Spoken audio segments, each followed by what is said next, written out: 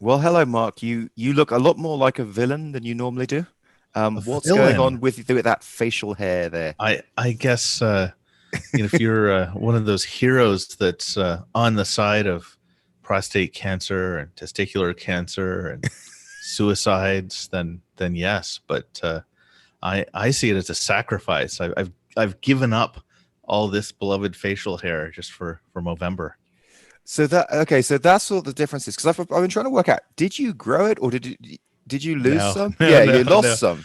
I'm just putting it in a spotlight, but it's the same stash that was there before. Got it. Okay, nice. It looks very yes, you do look very villainesque.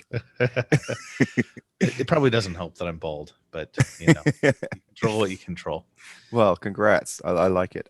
Yeah, so this is a big week for both of us. I think we've got a lot to talk about. So Indeed. so what's your big news? That just the results of the plan that I had last time, the live Ah. streaming and Oh, using that so to. okay, so tell us all about it. Okay, so last time I mentioned I had been inspired by this other YouTuber called the Cherno, a young Australian game dev who just quit his job at EA and he's like working on his own graphics engine. Um, he's got a massive channel, by the way, but I was inspired by seeing how he did these long live streams on Twitch, and then in the middle of those live streams, he would just kind of take a deep breath, Hmm. shut down the chat, hit record, and then just go into screencast mode. And it sounded like very polished. And he actually takes those screencasts out of his live streams and puts them on YouTube. That's awesome. And I saw that and was like, wow, like he doesn't have to spend an hour editing a 10-minute or 15-minute YouTube video like I do. Yeah. And so I started live streaming daily, and I know there's a skill component to it. So I actually occasionally did multiple takes.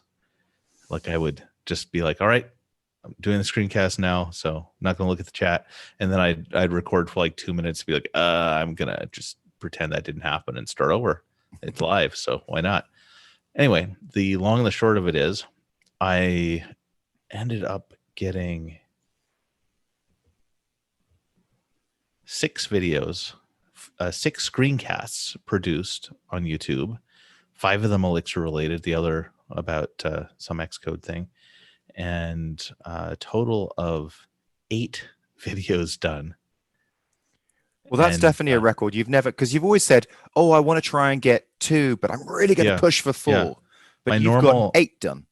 yeah. So my normal has been like 0, 1, or 2. I think I've done 3 uh, a few times, but yeah, like this time I got 8 done, and the quality of the screencasts is not that bad. It's a little bit worse than my fully edited ones.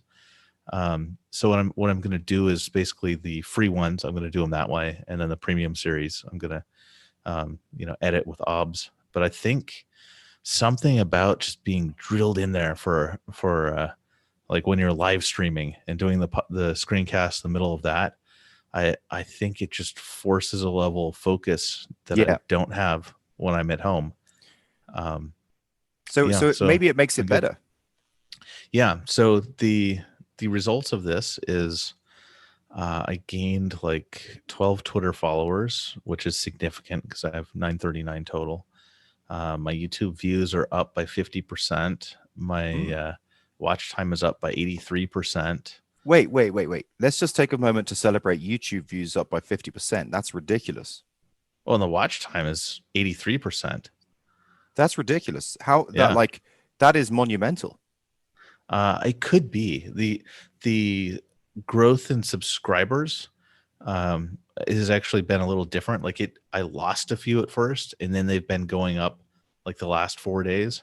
So there may be a delayed effect. Like maybe some people are like, "Oh, this guy's on again," and just like unsubscribe. But Yeah.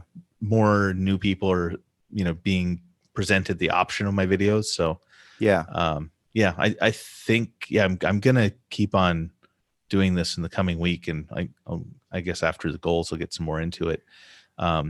So that, and then I've almost already hit my my revenue that I made last month. Last month wasn't a great one, but Yeah. Yeah. So all that's good. Made it out exercising. Last month was about 1,000, wasn't it, if I recall? Yeah, last month was only 850. October was Okay. my worst month last year and this year as well. Zero annual sign ups. So just my monthly subscribers. Okay. Yeah. But this one was one of my best months ever last year because of Okay. Black Friday. And I bet it will be again. Awesome. That's so Yeah. cool. Yeah. So Did pretty I good. did I say on the last show about or is this just something that I texted you about basically connecting with a guy who makes a living as a Roblox game developer? You did, and I was I dismayed. mentioned it. I mentioned it, or You mentioned that okay, you connected with him yeah, and that you were reworking everything, and you were just going to take this app that was going to be launched by the end of the month and fully redesign it, and that had me worried. I mean, yeah. it's good that you got feedback, but bad that you didn't just like already release a bad game like 2 months ago and then And make this one awesome. that didn't happen actually. So this guy, Chris, is he's a little genius about this stuff, and so he's I don't know whether I said this on the show, but basically he's doing with me as a game developer what I do with indie founders as founders. He's basically getting me to think small, to do small tests, to do small iterations. So since he's come on board, the game has already been launched, and there's been uh, almost 600 kids have played it.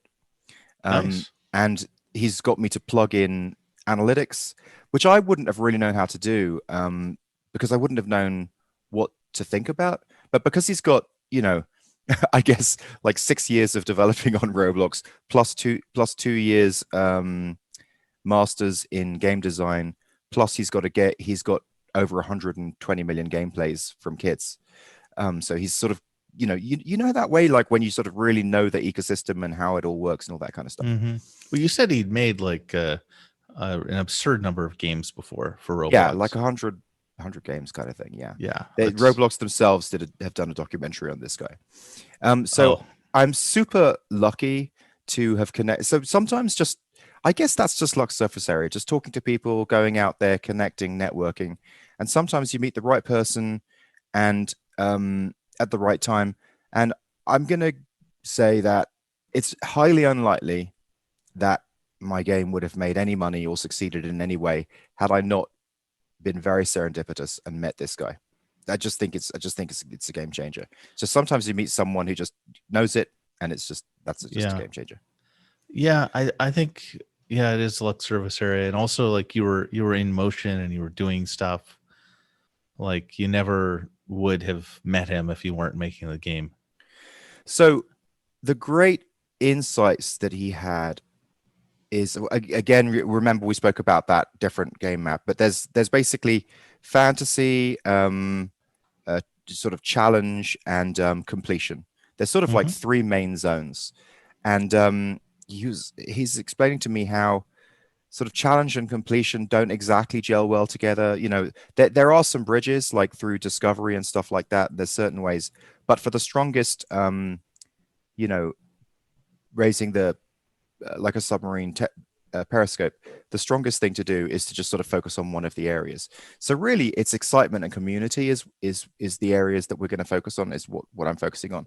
So I took away all the flags. I made it an open world, and it's just sort of unrestricted. And the other thing is that he's explained that I didn't really get is forget about monetization. Just focus on user retention and making them have a lot of fun, and just checking the analytics.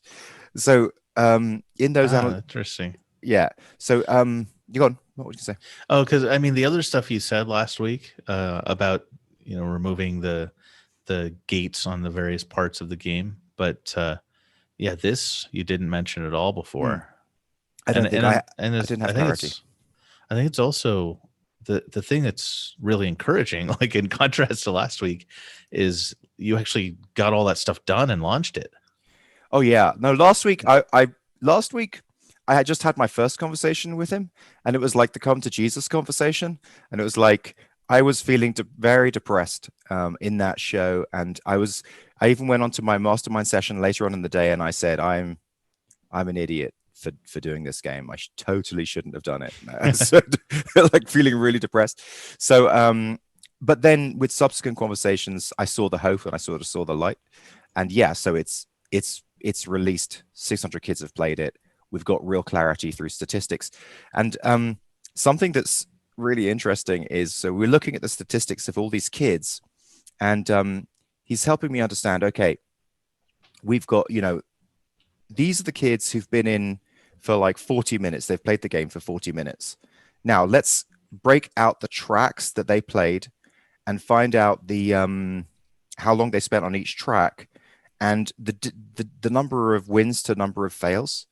And so he goes away and crunches the numbers, and he comes back and he says, okay, we want every track to be 0.85 difficulty, because that is what creates the kids being in the game for the longest and having the most fun. Okay, we had a child timeout. Yeah, the child put you in timeout. So child put us in timeout. Yeah, so basically through looking at thousands of like kids playing on the tracks, there's a couple of things. We got clarity about which tracks are the fun tracks. Also, so all sorts of things that we measured. How long does it take a kid to find the first track and start having fun? Mm-hmm. What if a kid? I had a question before you go on with that. What's difficulty 0.85? What do you mean by that? It's like out of every 8 out of 10 times. So basically, they'll get it. They'll try it 8 times. I guess it's like a 0.85% difficulty. So I guess it means 8 times trying to get 2 times winning. Is that no? Is this what I mean? Is this a stat the game is returning to you, or is this? Well, if you just have a look at the stats that I sent you. You just mean like they have a look at the stats that I sent you. So there you'll see the tracks. So those are all the different play sessions per track. And then there's a number of fails and number of wins. So he created the difficulty from the number of fails versus number of wins. Okay. So is it? So basically, is it wins divided by attempts, something like that? I think so. But if you look at Speedway, obviously it has 100% difficulty because no one won it. Okay. Well, I guess I just have to see how I calculated it to know. Exactly. Yeah. I wasn't privy to the specific calculation, but I'm guessing it's I'm not sure what it is, but basically you've got 3 statistics. You've got the total number of tries, the number of fails, and the number of wins. Yeah, I don't see a difficulty listed in the stats you shared. No, there is no difficulty. That he created the difficulty with an algorithm that is probably number of tries, a percentage of wins from number of tries. That makes sense, because you want it to be something that you have to try hard, but you can succeed before you get frustrated and quit. Well, so the one stat that we're recording is we record every time a player plays a track, how many times they play that track, how many times they fail, how many times they win. And so that's where he's sort of digging down and then mapping that against how long they're spending in the game. So produced a bunch of different charts, pie charts and graphs and stuff. And then we analyzed it and just sort of said, okay, we need to get all the tracks to this 0.85 type of rate. And but another thing we're analyzing is like, how long does it take to get to the first track and having fun? And if they go to track A, B, or C, does that change how long they spend in the game? And so the answer is yes. If they hit certain tracks first, then they're like, oh, that's too hard, and then they leave. But if they hit other tracks, the Speedway is the very interesting one. Yeah. Because no one wins it, but everyone loves it. So the first I would say, I wouldn't say big change, but changes when you spawn into the game, you basically now spawn directly in front of Speedway. Before, you used to spawn in front of the very simple track, but everyone who starts off on Speedway spends 40 4 times longer in the game. Wow. Okay. Yeah. So this is interesting. I guess there's space for one game like that, one really hard one. Although Yeah. maybe it's got some other property. Like maybe it's fun to lose at I think it's fun. I somehow. think it's basically what it is it's just straight away you do a huge jump, then you land on this track and you just go really fast and you're just Yeah. running through hoops and it's just like whoa. And but They've then you never kind of seen that. realize, okay, this is difficult. So what this is also the other interesting thing. They fail 3 times and then they go and start exploring the rest of the map. And Hmm. that's just that's the pattern. So it's like, okay, so they've come in, they've seen how fun the game can be. They've seen that there's a hard part. Now they know they need to get better and level up. So now they go and start looking for the easier tracks to level up and learn how to play it. That's cool. Yeah. It's also cool that you like. I'm familiar with like this kind of optimization because it's like a really standard thing to do. But I'm interested that you can do that with just 600 players. Well, and there's a lot that I've got to say about all this. So I don't know if you want to, Yeah. but drop in and say other stuff, like some of your stuff, so we don't totally take Oh, over the let's show. well, let's no, no, let's like dig in deeper for Keep like going. another 5-10 minutes. Yeah, this Yeah. is good. Um. So if you look at how many kids we had, so if you look at if you actually, this is just for you to look at. The viewers can't see this, but still, if you click on the top level stats, which is basically the full list of players, and then click on see it in full. Mm-hmm. Yeah, I already did that. Oh, you already did that. So you can see that there is, a little under 600 players in there. So another interesting thing is I got all the players by placing an ad, and there's different types of ads that you can place on Roblox. And in this case, the ad that I placed was like what's called a sponsored ad. So basically, when they're looking at the main listings, it's just an icon that goes inside with next to the other icons. But it's really far down the page, so they don't really see it that often. But basically, the last time that he did this, it cost about 1 Robux per player to get in. But this time it cost me about 7 Robux per player. So I put in $40 and I got 420 plays. But Okay. interestingly about that is you'll notice that there is in the stats 552 plays. So the reason why that's very interesting is because it's like a it's like a 0.22 just viral spread. Like Right. all the Right. other kids came in because kids were saying, "Oh, you got to check out this game." Like Do you? Yeah. And yeah, what's the time period this was over? just a day, like 2 days. Okay. And if you stop spending on advertising, like do you still get any? Yes. So if you look at, you don't get new players, but if you look through those stats, go up to the top, the number of play sessions. Have a look at the play sessions. Yeah. So this is kids coming back, multiple times. So Yeah. in the days that I was running it, it was maxed out at like 2. But I ran this on I believe it was the weekend. So was it on Monday? I'm not sure when Yeah. exactly, but it's just a couple of days ago. But the point is that kids are coming back. Yeah. You have 25 kids that came back for over 2 times. So Yeah. Yeah. that's keeping at least 5% of the total. And 89 kids, have played it 2 times. But also what's interesting is if you look at the minutes in game, I mean, there's kids there who are like, there's one kid with like a couple of hours in the game, and there's a lot of kids with, half an hour. Yeah. I mean, it's sort of significant amounts of time. But what he's explaining is that the game isn't ready to sort of become viral and get bigger. That is going to be through the analysis of the analytics that we're doing and the tweaks that we're going to make. So we need to make every track the 0.85, and then we need to start. The point of this set of analytics wasn't really to prove how cool the game was. It was just to create the baseline. So now we've got a baseline, and we can sort of think about what way we're going to move and what direction we're going to go in.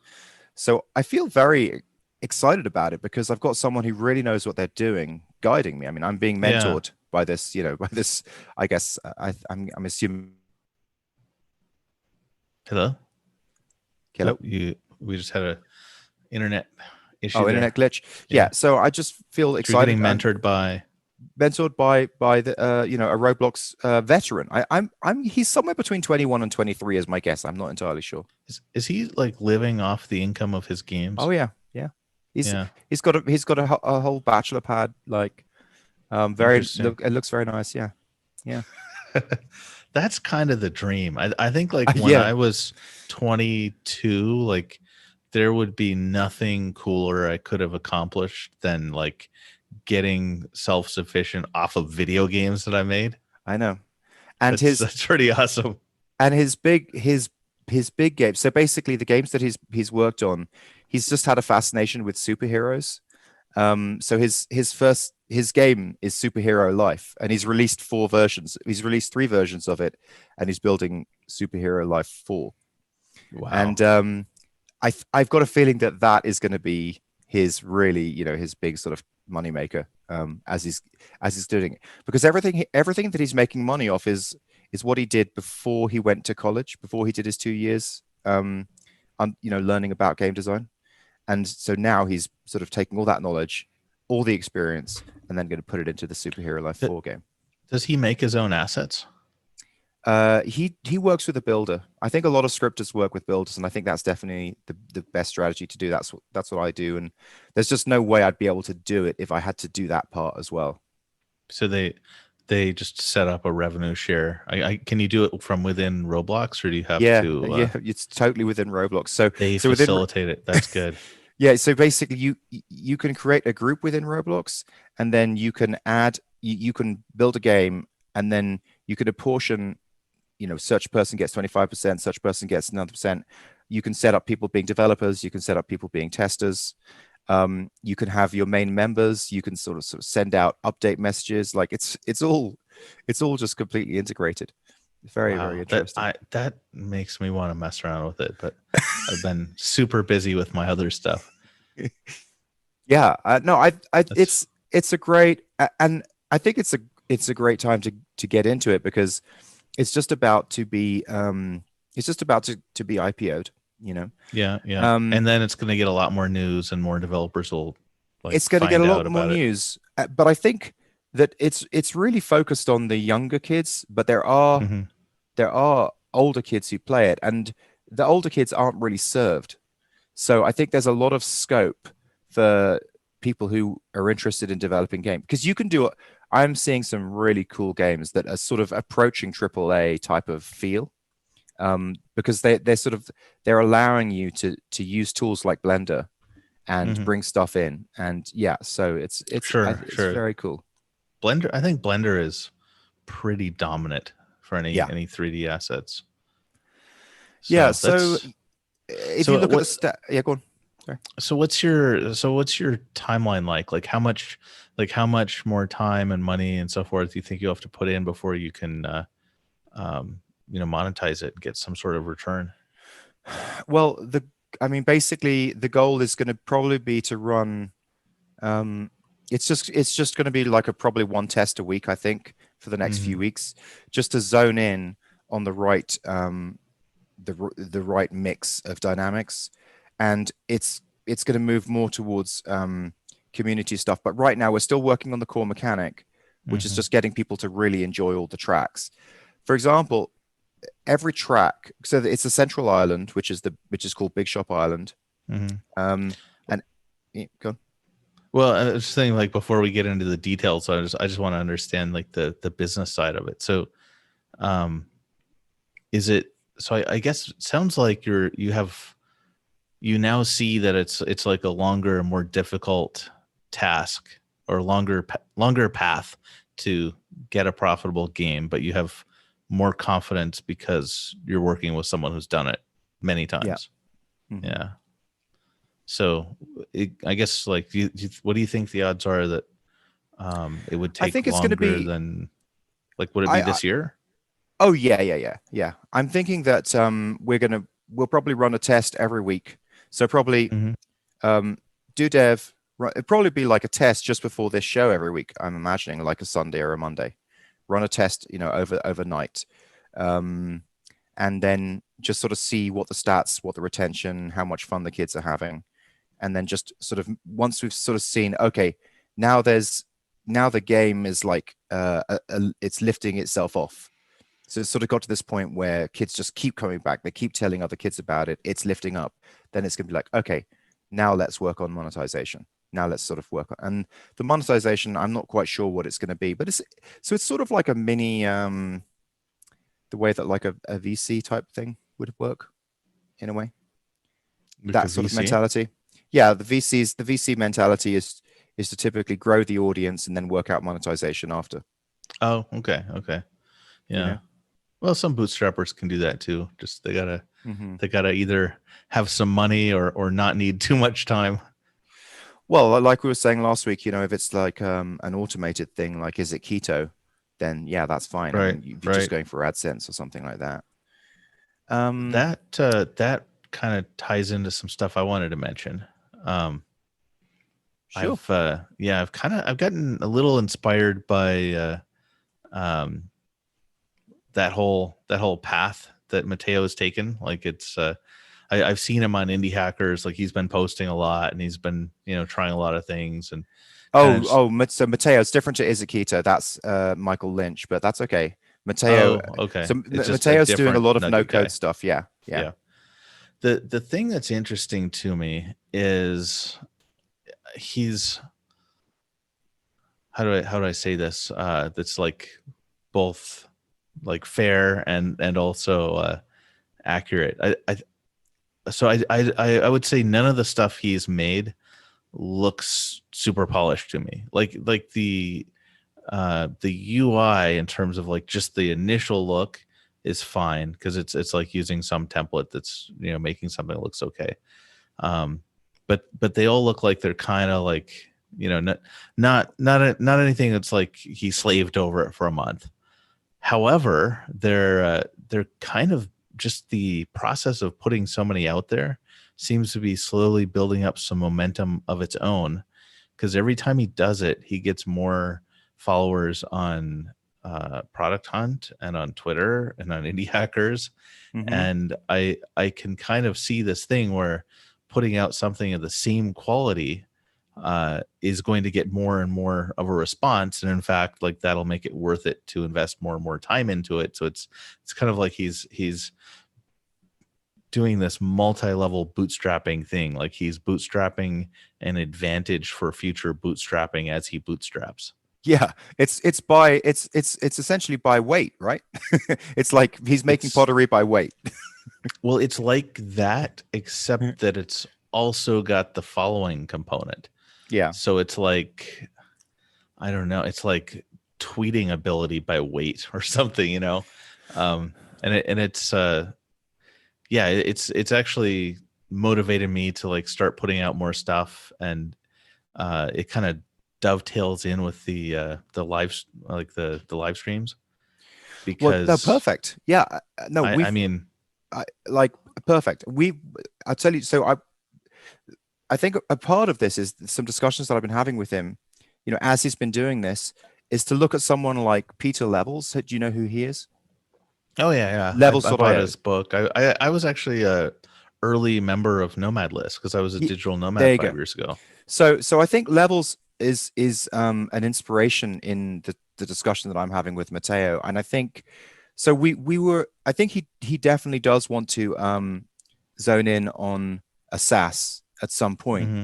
but really does see the value in this creation of a lot of stuff, just throwing a lot of pottery out there, and just sort of seeing which direction sticks, Yeah, because one of the products that he had, Hey Hi, is a very interesting product. It's basically you can instantly talk to someone via video when they land on your webpage. But as we discussed last time, the problem is that very few people actually want to do the video. yeah, But still, he's made sales. Like he's made over 10 sales at this point. So that's a very interesting thing. But it's not, he's still sort of negotiating if is that really the one he wants to focus on. He doesn't yeah, know yet. yeah. Yeah, so it's Well, I just mean, and the other thing is, if you're doing a lot of things, you may have a better idea of when something really resonates exactly, which because is you'll have something something. to Yeah, compare it to. Um, that's something that I understand. That I'm not sure a lot of people have had this experience where you just sort of put something out and it's like, oh, that's what it looks like when it's going to work. You know? yeah. So Yeah, if I can screen share really quickly, I'm gonna yeah. throw up my Altucher idea muscle training notes. So Hmm. this is a thing where basically every day I, come up with ideas about something. So, here's one of API based services I can make. And I thought of quite a few. Hmm. Then, what development can I do for Alchemist Camp that I can live stream? Because I'm not going to live stream a tutorial for like a free tutorial for YouTube every single day. I did last week, but like this week I've got to do some premium tutorials. And I've also got to work on Phoenix Igniter, and I've got lots of stuff to work on, but I can live stream that work, at least most of that work. And there are just lots of little things I want to add notifications to Alchemist Camp. I've wanted to for a while. I can, do that coding via live streaming. And similarly, I can live stream new projects, including one which I've live streamed 3.5 hours of and has gotten me tons of YouTube watch time the past few days, which is this streak tracking app. So I basically am making an app to to help my own productivity. Kind of Hmm. maybe one tiny feature that TaskFlow will someday do. But Hmm. it's basically I just be like, how many days in a row have I live streamed, gotten 8 hours of sleep, gone exercising? Yeah, Um, nice. yeah. So all this stuff is just this idea muscle training I've been doing has just like left this trail of stuff that much of which is no good, but some of which is pretty tempting. Hmm. And all of it can be live streamed. And I think like why not like Matteo, why not make this streak tracking app live streamed and then like put it on Product Put Hunt? it on Product Hunt. Yeah, Yeah, yeah. exactly. And then, uptime monitor, put that on Yeah, Product Hunt. yeah. Comment aggregator for like interesting comments from uh like say you could filter for uh comments that include a certain word or submissions to Hacker News or Reddit that include a certain word. Um have sentiment analysis or not, like all that stuff. Just throw every single one of them on Product Hunt. Like that's kind of what I'm leaning towards now. Just like live stream every single day, and just every single time I've either got a tutorial made or I've got part of something that's going to end up on Product Hunt or in one of my paid products. Yeah, I think that's a really good plan. And I'm just weighing up in my mind the difference between it, let's say you did that, what you just said, which I think is a really good plan, versus just live streaming Igniter. Like I'm trying to weigh up the pros and cons of that because the pros of just live streaming Igniter would be that you would be building anticipation around this thing that is highly monetizable, but it Mm-hmm. is this bigger, larger thing that would be this sort of longer wait in a way for the people watching. Um, I just don't know what gets you more value Well, to do all the small things or to do the big thing. I don't know. it's funny you mentioned that because my tentative live streaming schedule is the rest of this week. I'm just working on the pro videos for Absinthe GraphQL. Weekend, I do whatever I feel inspired by, just totally however I feel in the moment. Yeah. Next week, I'm planning on doing more free Elixir videos, at least half of them, maybe some of them being those other little projects. Week after that, my plan is Igniter every day, Hmm. and then end of the month, kind of see like what's going faster, what's lagging. One thing I noticed is when I had the really long series on live view, the the view stats got worse over time. Yeah, that's what I People was just get sick imagining. of the same thing. That's what I was imagining, that it probably would be better for the streaming context to do small things. I'm trying Because to people, go yeah. like full ham on one thing per week. Now, you have basically inspired me through this discussion, and this is something I was thinking about before this show. It's something I've been thinking about since I've pushed the game out to the kids. I've been Yeah. thinking, I've been thinking I should probably be streaming me playing the game, but I can't quite decide. Should I be streaming stuff that's aimed at other sort of up and coming developers about the game, or should I be just streaming me having fun in the game? And just sort of showing how all the different tracks work and stuff like that. There are multiple ways you could do it. I would lean towards any streaming you do. I think should I would make it more like Peter Levels does, like just kind of working in public. So it's not like you're making a trailer for your to show off your game. It's more like you're showing how you're making the game and documenting it and But then staying accountable. how does that get me kids playing it, which is the only thing that matters. It keeps you. I don't think I don't agree with the second part, but I think it helps you by keeping you more consistent, keeping you on point, and also maybe you'll get more connections with people and more advice. Like one of the so that streak tracking project I did, I used Phoenix and Tailwind CSS, and I had previously made a tutorial for setting up Tailwind CSS on Phoenix, although it's been an upgrade of Phoenix 1.5 and also newer version of Tailwind, and some stuff had changed. And while I was streaming, someone else who streams like almost all about JavaScript and CSS stuff was like, "Oh, hey, now you can type in this, and it'll automatically generate your post CSS config file." And I thought, well, great, like I just learned a flag that makes my tutorial a little bit better.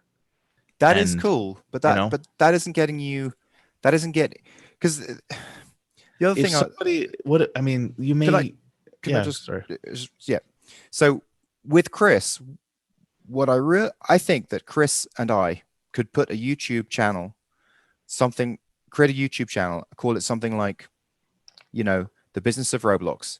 And I feel pretty convinced that him with his knowledge and my background and just the general way that we speak together, that it could be it could be, well, there isn't anything like it. It could basically be a really big thing in the Yeah. Roblox community.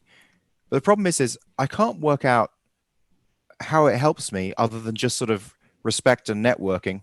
I don't understand how it converts to money or something like that. And this thing Um, that you're saying right now as well, I just don't understand how it converts to the games doing better in Roblox.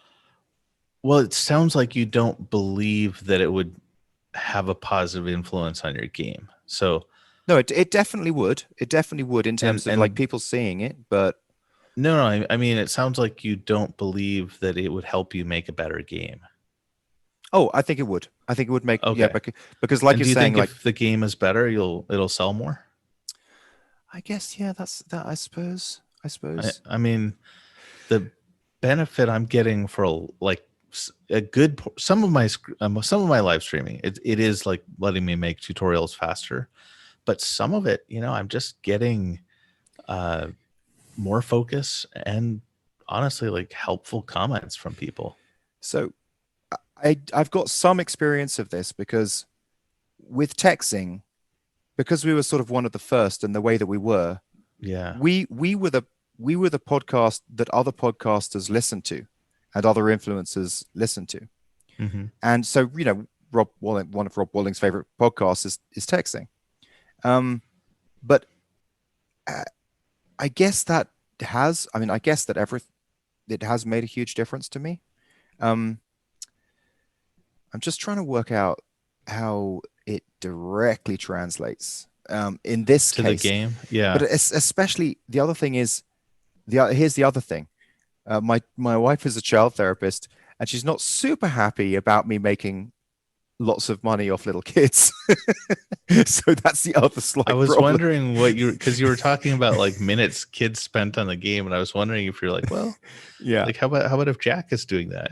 Well, I mean, obviously he does. I mean, he He loves does. Yeah, games. that's true. He That's loves true. games. Yeah. Yeah. Um, He's already doing it. and I'm sure you wouldn't mind if he invested a portion of his playtime budget to your games Oh yeah, as for sure. opposed to like strangers' games.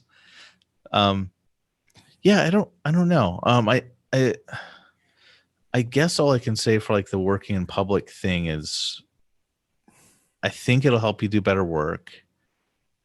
And you do have Nugget. So like all of that material does add credibility to Nugget if it's, if your game is successful. Yeah, I guess. But obviously the first goal is just have a game that's successful. But also the streaming aspect. So one thing I'm wondering about. So when you stream, you have an idea in your mind about what you're going to build. A lot of the time when I'm sort of working on stuff, I don't really have any idea. I'm sort of thinking, should I do this? Should I do this? Should I try this? Should I try this? And it's just like a lot of different iterations of different trying things. Like, A, would I be able to coherently speak at the same time as doing that? And B, would that be interesting to watch, to see someone just like not know what the fuck they're doing and just keep on trying different things? I had a lot of consciousness myself because I to be honest, like my streaming skill is not that good. I have almost every day I have either forgotten to turn on my mic or I've forgotten to change the view so people just see my face while I'm typing and talking about code that they can't see. Or one Do you time need to have I your had face the on there? chat covered up. You don't have to. I do. But Does everyone? Is there anyone big who doesn't have a almost face? everyone does on Twitch. But I have my face like in this little square in the lower left corner. And so you see mostly code and just my face until I switch it to chatting, and then you just see me talking. Is there any security exploits that I would be opening up by doing that? Because if I'm showing the code, like the guts of the game, doesn't that, or is it just I just need to make the game because the game is secure? The game should be secure because I'm not doing anything in public scope. Everything's in a private scope. So it also depends on how much your security strategies have changed since the early days of texting. Because I remember there was some episode where you were talking about like it was like some of your security was because you didn't use WordPress or Cake, you just had like your own thing, and so people didn't know where your stuff was. And then you were talking about like salting the passwords twice because nobody would think to that was Jason. That was Jason. Jason was like, no, that doesn't add anything. Like however many times you want to salt it, if they have access to the machine, they can just unsalt it. And like you have to be able to get at it somewhere. So it's like you're not buying anything unless they just can't understand like where you've unsalted it. With Roblox, all of that stuff is kind of like covered, I think, because there's not really like there isn't any keys as such or something like that. It's just like the structure of code is what they'd be seeing. Yeah. So yeah, it totally depends. I mean, like for my projects, like Alchemist Camp, I made tutorials out of the entire building of it. The only thing that people haven't seen is my prod.secret.exs file, which has basically just like all my database keys and stuff like that. I mean the truth is I do talk to myself anyway. Yeah. So that's true. So I mean I guess turning a camera on is just like me talking to myself, but just like streaming it. It's a little bit to get used to for sure, because I was trying to I think I was taking it more seriously than I should have been when I had like a typical concurrent audience of 2 people. I was like kind of like putting on a little bit of a show, and I was like, they don't care. Like are they even watching? Yeah. Like, but maybe they're making a cup of coffee or they're just like, that could be sometimes. It could be doubt that. I think Twitch has some kind of heartbeat on the site so they can tell if you're gone. But Huh. Okay. no, I mean there were some like I get comments from people, like I get chat that says stuff like, your mic's not on, or like, are we supposed to be able to see your code, or stuff like when I screw something up. But when I'm talking to them, and if I say, oh, if anyone has any questions about Elixir, I'll do a quick Q&A, and then I switch to the chat. It's like, okay, that's it for today's Q&A, and then I'm out of here. That brings up a good point. Does it interfere with your workflow? Does it make you do less work? It was last week, like last Sunday and Monday. I was a bit slower. I think it depends. Like I think if I'm trying to be engaging and I'm worried about engagement, definitely slows me down. If I'm not worried about it, then can you completely ignore the people? Like, so can you just, is it feasible to completely ignore the people and just keep doing stuff and just work? It is. It's one person that I was so happy dropped in on Twitch, and this actually got me mentioned in his podcast. It was Sean from Does Not Compute podcast. Mm-hmm. He dropped in and was like, hey, what's going on? He said he just finished up work. He was just gonna head home soon, and one, that was awesome. Like it was just like that interaction made me happy. And then two, he said like, yeah, it's totally fine to just close the chat. Like a lot of streamers I follow will just be like, all right, I'm just working now for the next half hour or whatever. And then sometimes they take a break and chat with people for a couple minutes, and then like Pomodoro it almost. Interesting. Yeah, they're probably more extroverted people. So do different sections. Yeah, I think it could probably work. I think I could consider it, because I guess what would happen is, I guess there would be devs, because most of the devs in Roblox are young anyway. And so they're sort of 17, Yeah. And keep in mind, like, of the dev on Twitch, game dev is a huge portion because Twitch is full of gamers. Yeah. So that does make sense. That would create sort of a good echo chamber for, like a sort of recursive echo chamber. I think it would very indirectly get you noticed. But actually, yeah.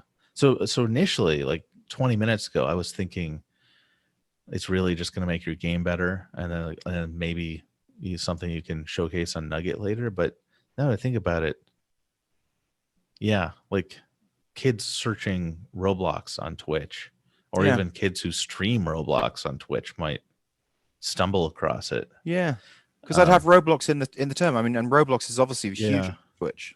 It's not going to be fast though. At least for me, it hasn't been fast. Like I've streamed 8 out of the last 10 days, and I have 33 followers. Well, it's also going to be at the time when everyone's asleep, because the only time I can work is like, between 8 and 2, 8 p.m. and 2 a.m. kind of thing. So, time zones. Yeah. But, yeah, I mean, yeah, that does, I think that's worth an experiment. I mean, I've done crazier things. Yeah. Well, I'm not trying to bend your arm and push you into it. I would just, saying I'm excited about all this stuff that I feel like I'm going to get done this month. No, but I feel like it'd be great if we're both doing it, because it would just add to the cohesiveness of what we're talking about as well. You know what I mean? Yes, the Twitch streaming phase. I mean, we went through those phases in texting. Like, isn't that perfect? Did. Yeah, the blog competition. Could you help me get set up? Yeah, it's really easy. Easiest way now is just get Twitch Studio. Oh, really? Oh, okay. Amazon made their own thing, and it's you can stream stuff. I don't have any music through it. I think that's like a beta flag that only some people get, but it'll probably be spreading. Do you care about music? I think it probably adds to engagement because all of the really big streamers I've seen, including the Cherno, have music on. I think that just makes it so even if the coding is boring or you're like going down lots of wrong paths, you can still kind of just like enjoy the lo-fi or whatever. But like what? Um, So it's music that you choose, or it's music that is part of the library that's in Twitch Studio? Twitch Studio in the future will have a library you can pick from. But It's you not can't like implemented stream yet. Radio Gaga in the background kind of thing. Well, so I'm sure some kids do, but you're not supposed to, and like Okay. that could endanger your channel for sure. Um, You could say yes. Like no one's going to legally challenge you for saying yes because you don't. You know why? Because what? we're not on Spotify. You won't let us be on Oh yeah, yeah. Spotify, so we're not going to have any legal challenges It's not whatsoever. no, it's not that I won't let like Spotify is well, first of all, Amazon was the one I was talking about more recently. Like Oh, okay. I can say that AWS is overpriced because we're not on Amazon Music. But Twitch is owned by Amazon, isn't it? Yeah, yeah, it is. And I can complain about it on this Oh, show. okay. Fair enough. Although I don't really want to. I think I'm actually pretty happy with both Twitch and Twitch Studio. It's Twitch Studio is not as powerful as OBS or as extensible, but it's just really easy to use and everything's like set up and there for you. Okay. So I don't even probably need your help. I just like Probably not. Like create a Twitch account, get Twitch Studio, start going. yeah, yeah, and just send questions if you have any. But um one thing Sweet. I've done that you probably don't want to do at first is I've tweeted before I go live. Okay. Or maybe you do want to. I don't know. But And you got a lot of Twitter followers. why is that bad? Why do I not want to do that?